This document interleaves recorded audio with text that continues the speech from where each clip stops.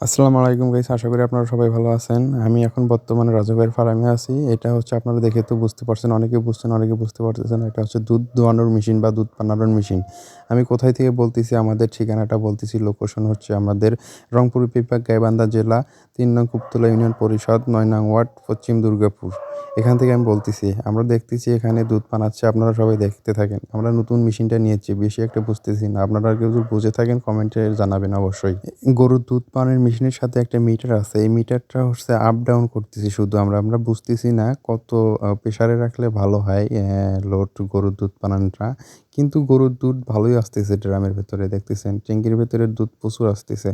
দেখেইতেও যাচ্ছে, আপনারা তো দেখতেই পারতেছেন।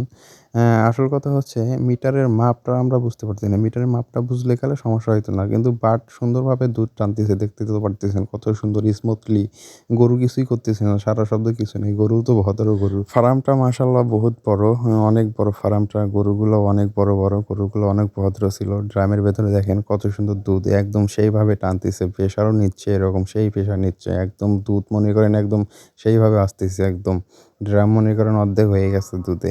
আপনারা যদি কেউ কিছু জানতে চান এই গরুর দুধ পানের মেশিনের সম্পর্কে, তাহলে আমার কাছে কমেন্ট করতে পারেন। আমি রিপ্লাই দেব। মেশিনের সম্পর্কে কি, কি ধারণা, কি, কি করলে কি হয় না হয় সবকিছুই বলতে পারবো। আপনারা যদি কমেন্টে লিখে দেন, এই মেশিনের ধারণা সবকিছু বলে দেব আমি। আর কি হচ্ছে দেখতে থাকেন।